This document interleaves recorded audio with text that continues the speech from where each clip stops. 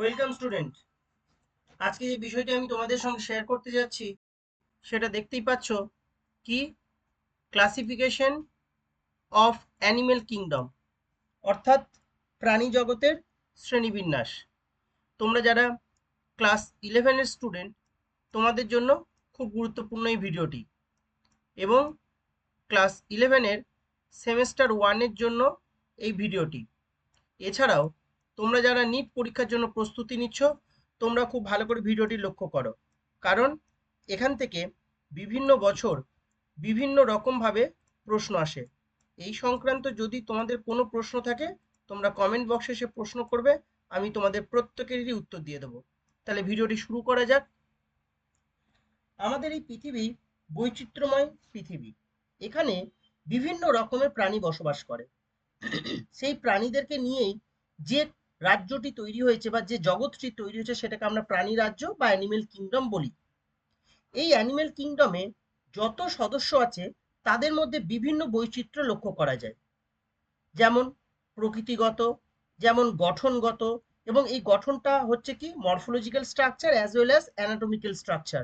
তাদের reproduction process, তাদের shape, size, habitat, colour, বিভিন্ন রকম দিক থেকে এদের মধ্যে আমরা বিভিন্ন বৈচিত্র্য দেখতে পাই। বিভিন্ন প্রাণীবিদরা প্রাণী জগৎকে নানাভাবে বিন্যস্ত করেছে, যে যে ক্যারেক্টারগুলো একটু আগে বললাম তার উপরে ভিত্তি করে। আমি এইরকমই একটা শ্রেণীবিন্যাস একটি ছকের মাধ্যমে তোমাদের সামনে তুলে ধরেছি। দেখো, আমরা প্রাণী রাজ্যকে দুটো ভাগে বিভক্ত করেছি। একটা প্রথমে হচ্ছে কি প্রোটোজোয়া, আর 2 নম্বরে কি হচ্ছে মেটাজোয়া। প্রোটোজোয়া কারা? যে সকল প্রাণী একটি মাত্র দেহ রয়েছে, যে সকল প্রাণীর দেহ একটি মাত্র কোষ রয়েছে, অর্থাৎ যেসব প্রাণীর দেহ একটি মাত্র কোষ নিয়ে গঠিত, তাদেরকে আমরা প্রোটোজোয়া বলি। এবং যাদের একের বেশি কোষ থাকে তাদেরকে আমরা কি বলছি মেটাজোয়া। তাহলে দিস ইজ মেটাজোয়া, মানে যেখানে হচ্ছে কি অনেকগুলি কোষযুক্ত প্রাণীরা থাকে, দেহ অনেকগুলি কোষ দ্বারা গঠিত, আর যাদের মধ্যে একটি মাত্র কোষ থাকে তাদেরকে আমরা কি বলছি প্রোটোজোয়া। এবারে প্রোটোজোয়া যেটা হচ্ছে, এই প্রোটোজোয়া আর মেটাজোয়া এগুলিকে আমরা কিন্তু বলছি উপজগৎ বা সাব কিংডম আমরা বলছি। এবং এই যে সাব কিংডম রয়েছে প্রোটোজোয়া, এই যে প্রোটোজোয়া সাব কিংডম, এই প্রোটোজোয়া সাব কিংডমের অন্তর্গত বেশ কিছু পর্ব রয়েছে। সেই পর্বগুলি কি কি?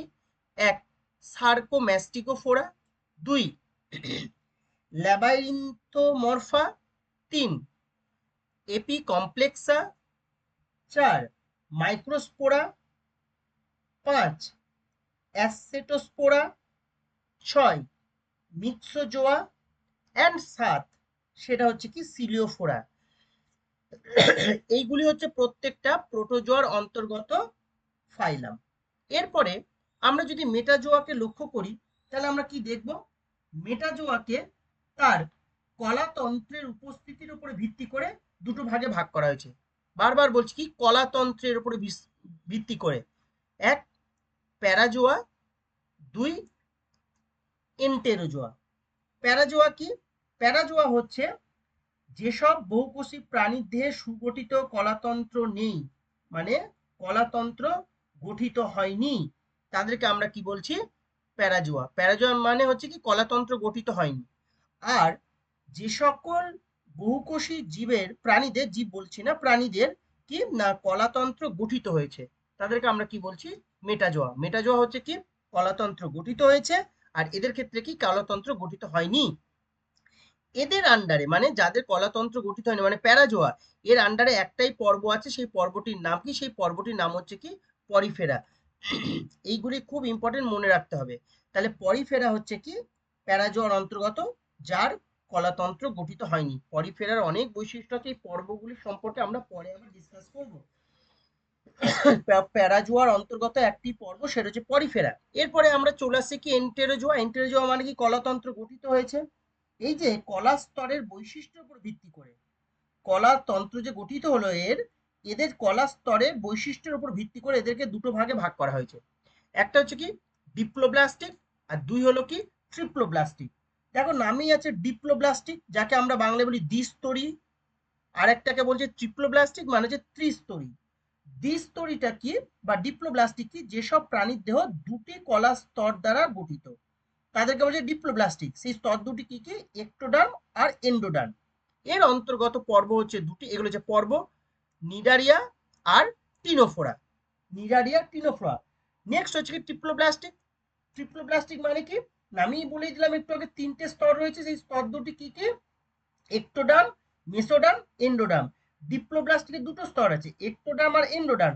আর এখানে একটা অতিরিক্ত স্তর তৈরি হচ্ছে যাকে বলছে কি মেসোডার্ম। তাহলে একটোডার্ম, মেসোডার্ম, এন্ডোডার্ম রয়েছে। ওকে, তাহলে একে আমরা কি বলছি? ট্রিপ্লোব্লাস্টিক। এই ট্রিপ্লোব্লাস্টিককে আমরা আবার বেশ কয়েকটি ভাগে বিভক্ত করেছি। সেই ভাগগুলি কি কি? Number 1 acoelomate, 2 pseudocoelomate, 3 coelomate. Acoelomate, pseudocoelomate and coelomate. এটা কিসের উপরে ভিত্তি হয়েছে? সিলোম বা দেহ গহ্বরের উপস্থিতি অনুযায়ী তিনটে ভাগে ভাগ করা হয়েছে। ওকে, বেশ। এবারে চলে আসে আসিলোমেট। দেখো প্রথমেই রয়েছে কি আসিলোমেট। আসিলোমেট মানে কি? যেসব প্রাণীর দেহে প্রকৃত দেহ গহ্বর থাকে না তাকে আমরা কি বলছি? বা কোনো রকমের, প্রকৃত কেন, কোনো রকমেরই সিলোমেট মানে দেহ গহ্বর থাকছে না, অর্থাৎ যেসব প্রাণী দেহে সিলোম অনুপস্থিত তাদেরকে আমরা কি বলছি? আসিলোমেট। এদের অন্তর্গত পর্বগুলি কি কি? দেখো লেখায় রয়েছে যে আসিলোমেটের অন্তর্গত পর্বগুলি হচ্ছে কি? তোমার এখানে একটা আমার লেখা রয়েছে, সেটা হচ্ছে কি প্লাটিহেলমিনথিস, এছাড়াও রয়েছে নিডারিয়া রয়েছে, এছাড়াও কি রয়েছে? টিনোফোরা আছে। এখানে জায়গার অভাবে কিন্তু আমি কি করেছি, একটা এখানে লেখা রয়েছে। অর্থাৎ আসিলোমেটের যে সকল পর্বগুলি রয়েছে সেগুলি হচ্ছে কি নিডারিয়া, সেগুলি হচ্ছে টিনোফোরা এবং প্লাটিহেলমিনথিস। এরপরে চলে এসো কি সিউডোসিলোমেট। সিউডোসিলোমেটা বা সিউডোসিলোমেটটা কি? যেসব প্রাণীতে প্রকৃত দেহগহ্বর থাকে না, তার পরিবর্তে ছদ্মশিলম থাকে, তাদেরকে বলে যে সিউডোসিলোমেট।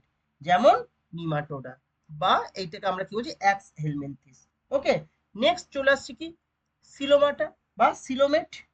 সিলোমেটার ক্ষেত্রে কি? এদের দেহে প্রকৃত সিলোম বর্তমান, অর্থাৎ প্রকৃত সিলোম রয়েছে, তাদেরকে আমরা কি বলছি? সিলোমেটা।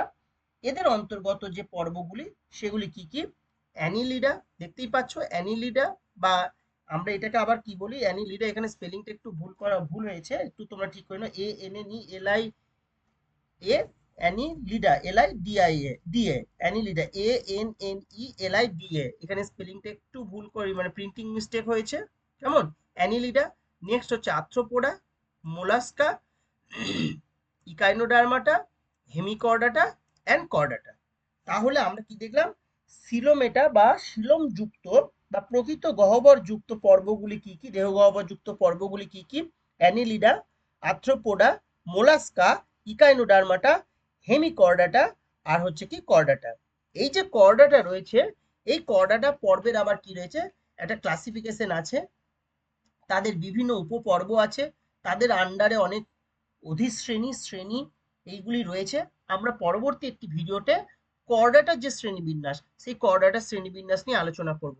আজকে এটাই তোমাদের সঙ্গে শেয়ার করার ছিল।